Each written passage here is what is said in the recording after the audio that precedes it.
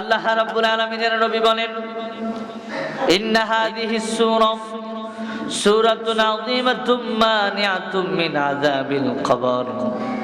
আল্লাহ রাব্বুল আলামিন বলেন, আল্লাহ রাব্বুল আলামিনের নবী বলেন, যদি তুমি নিয়মিত এই সূরাটা রাতের বেলা তেলাওয়াত করতে পারো, তেলাওয়াত করার কারণে আল্লাহ রাব্বুল আলামিনের নবী বলেন, যদি তুমি ইন্তেকাল করো, তুমি কবরের ভিতরে যাওয়ার পরে এই সূরাটা নিয়মিত তেলাওয়াত করার কারণে আল্লাহ রাব্বুল আলামিন তোমার কবরের ভিতরে কোনো আযাব দেবে না।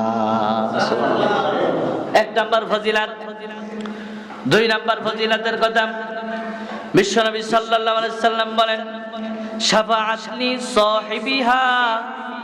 আল্লাহ রাব্বুল আলামিনের নবী বলেন, কিয়ামতের দিন যখন তুমি জাহান্নাম এবং জান্নাতে যাওয়ার জন্য দাঁড়িয়ে যাবে, আল্লাহ রাব্বুল আলামিনের নবী বলেন, এই সূরাটা ওই দিন আল্লাহ রাব্বুল আলামিনের কাছে সুপারিশ করা আরম্ভ করে দেবে, সুপারিশ করা শুরু করবে। তিন নাম্বার ফজিলতের কথা বিশ্বনবী সাল্লাল্লাহু আলাইহি সাল্লাম বলেন, খাসামাতান সাহিবিহা। আল্লাহ রাব্বুল আলামিন যেই দিন কিয়ামতের দিন মানুষদেরকে দাঁড় করিয়ে দেবে, এই সূরাটা কিয়ামতের দিন আল্লাহ রাব্বুল আলামিনের সাথে তর্ক বিতর্ক করা শুরু করে দেবে, তর্ক করবে, ঝগড়া করবে। আল্লাহ রাব্বুল আলামিনের সূরাকে বলবে, তুই তর্ক করিস কেন? এই সূরাটা ওই দিন আল্লাহ রাব্বুল আলামিনকে ডাক দিয়ে বলবে, আল্লাহ তোমার নবী বলেছিল এই সূরাটা তেলাওয়াত করার কারণে এই এই গুনাহগুণ হবে। তোমার এই বান্দা নিয়মিত সূরা মুলক তেলাওয়াত করেছিল, তুমি তাকে জান্নাত না দেওয়ার আগ পর্যন্ত আমি সূরা মুলক তোমার সাথে তর্ক করতেই থাকবো। সুবহানাল্লাহ। কতক্ষণ পর্যন্ত? রাসূল কারীম সাল্লাল্লাহু আলাইহি সাল্লাম বলেন, হাত্তা দুখালাহুল্লাহুল জান্নাহ। যতক্ষণ পর্যন্ত তোমার জান্নাত না দেয়া হবে ততক্ষণ পর্যন্ত সূরা মুলক আল্লাহ রাব্বুল আলামিনের সাথে তর্ক করতে থাকবে। সুবহানাল্লাহ। এরপরের ফজিলত, আল্লাহ রাব্বুল আলামিনের নবী বলেন, মান ক্বারা বিহা লাইলাতুন ফাকাদ আকতারা আতআয়া। আল্লাহ রাব্বুল আলামিনের নবী বলেন, যদি তুমি রাতের বেলা এশারের নামাজের পরে সূরা মুলক তেলাওয়াত করতে পারো, যেই রাতে তুমি সূরা মুলক তেলাওয়াত করবা, আল্লাহ রাব্বুল আলামিন ওই রাতটাকে বরকতময় রাত হিসাবে তোমার জন্য কবুল করে নেবে। সুবহানাল্লাহ। তাহলে বোঝা যায় সূরার ভিতরে বরকত আছে না নাই? এই সূরাটা গুরুত্বপূর্ণ নি? এই সূরার ভিতরে মোট আয়াত আছে 30টি। আপনি যদি এখন থেকে সিদ্ধান্ত নেন যে রেগুলার আমি একটা আয়াত করে মুখস্থ করব, 30 দিনে 30টা আয়াত মুখস্থ করা সম্ভব কি সম্ভব নয়? চেষ্টা থাকতে হবে, যেহেতু গুরুত্বপূর্ণ একটি সূরা। আল্লাহ রাব্বুল আলামিন এই সূরার শুরুতেই বলেন, তাবারাকাল্লাযী বিয়াদিহিল মুলকু ওয়া হুয়া আলা কুল্লি শাইইন কাদির। সমস্ত কিছুর মালিক কে? কে? আপনার মালিক কে? হায়াতের মালিক কে? মৌতের মালিক কে? টাকা পয়সার মালিক কে? ধন সম্পদের মালিক কে? ক্ষমতায় বসানোর মালিক কে? ক্ষমতা থেকে নামায় দেওয়ার মালিক কে?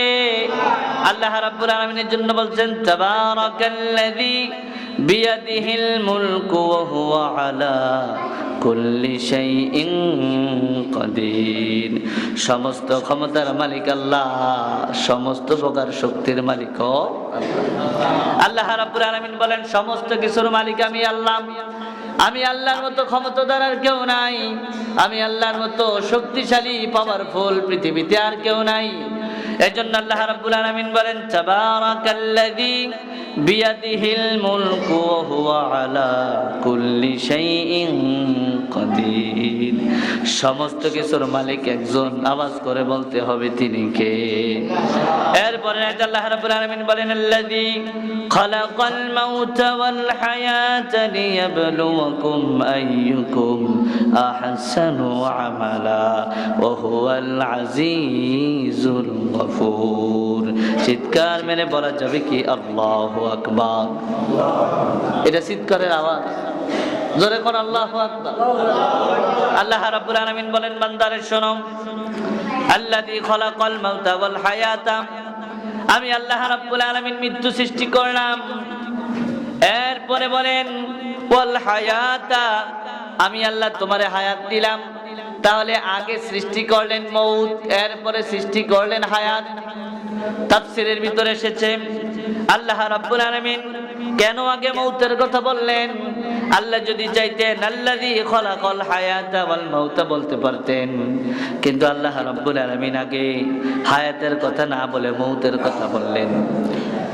মুফাসসিরিনে কেরাম লিখেছেন আল্লাহ রাব্বুল আলামিন মউতের কথা বলার কারণ হলো আল্লাহ রাব্বুল আলামিন বান্দাকে বোঝাতে চাইলেন যে বান্দারে, তুমি জীবনে যা কিছু করো তোমাকে মনে রাখতে হবে এই পৃথিবী তোমার জন্য থাকার জায়গা না। আজকে তোমাকে থাকার জন্য যে সময় দিলাম, সুযোগ দিলাম, এই সময় সুযোগ একদিন না একদিন আল্লাহ কেড়ে নেবে। আপনি চাইলেও পৃথিবীতে থাকতে পারবেন না, কোটি টাকার মালিক হলেও না, রাস্তার ফকির হলেও না, বস্তিতে ঘুমালেও না, 10 তলার ভিতরে ঘুমালেও না, ঠিক কি না?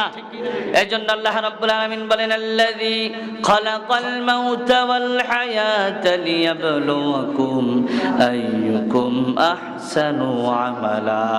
আল্লাহ বলেন বান্দারে, আমি আল্লাহ তোমার মউত সৃষ্টি করলাম, আমি আল্লাহ হায়াত সৃষ্টি করলাম। তুমি জীবনে যা কিছু করো না কেন তোমাকে মনে রাখতে হবে আমি চাইলেও বেশি দিন থাকতে পারবো না, একদিন না একদিন আজরাইল আলাইহিস সালাতু ওয়াস সালামের হাতে ধরা পড়া লাগবে। এই জন্য আল্লাহ রাব্বুল আলামিন বলেন বান্দারে মৃত্যুর কথা স্মরণ করো।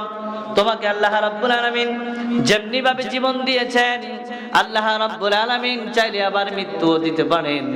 এই জন্য আল্লাহ রাব্বুল আলামিনের ওই কৃতজ্ঞ বান্দাগুলো আইয়ুকুম আহসানু আমালা, আল্লাহ বলেন পরীক্ষার জন্য সৃষ্টি করা হয়েছে। আল্লাহ দেখতে চায় কোন কোন মানুষগুলো ভালো কাজের প্রতি বেশি বেশি মনোনিবেশন হয়। আল্লাহ রাব্বুল আলামিন দেখতে চায় কোন মানুষগুলো বেশি ভালো আমল করে, কোন মানুষগুলো বেশি কাজ করে, ভালো আমল করে, ভালো কাজগুলো করে। যদি তুমি ভালো কাজগুলো, ভালো আমলগুলো করো, আল্লাহ রাব্বুল আলামিন তোমার জন্য সুসংবাদ রেখেছেন। আল্লাহ রাব্বুল আলামিন বলেন ওয়াসিকাল্লাযীনা তাকাউ রাব্বাহুম ইলাল জান্নাতি যুমারা।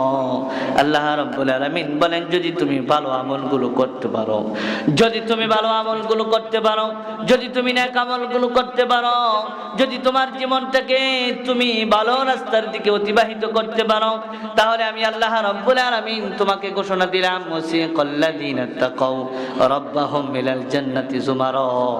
যে আল্লাহর ভয় তোমার ভিতরে আছে, এই জন্য আল্লাহ রাব্বুল আলামিন আমাকে আপনাকে জান্নাতের মেহমান হিসাবে যিনি কবুল করে নেবেন তিনি কে? এই জন্য আল্লাহ রাব্বুল আলামিন বলেন বান্দারে শোনো, ওয়া হুয়াল আজিজুল গফুর, আমি আল্লাহ দেখতে চাই কোন মানুষগুলো ভালো আমল করে। যদি তুমি মৃত্যুর কথা স্মরণ করো, হায়াতের বেলা মনে রাখো, এই জিনিসটার আলোকে যদি তুমি তোমার জীবনটাকে গঠন করতে পারো, অবশ্যই আমি আল্লাহ ঘোষণা দিলাম ওয়া হুয়াল আজিজুল গফুর, তুমি চাওয়া মাত্রই আমি আল্লাহ তোমারে ক্ষমা করে দেব। কারণ আমি আল্লাহর নাম গফুর, আমি আল্লাহর নাম রহিম। আল্লাহ রাব্বুল আলামিনের পরে আয়াতে বলেন الذي خلق 7 سماوات طباقا। আল্লাহ রাব্বুল আলামিন বান্দাদেরকে বলতেছেন বান্দারে একটু লক্ষ্য করে দেখো, একটু তাকায় দেখো, আমি আল্লাহ 7 আসমান কত সুন্দর স্তরে স্তরে আমি আল্লাহ রাব্বুল আলামিন সৃষ্টি করলাম। এই সৌন্দর্যটা, এই যে 7 আসমান, 7 জমিন, এই যে সমুদ্র, এই যে নদী,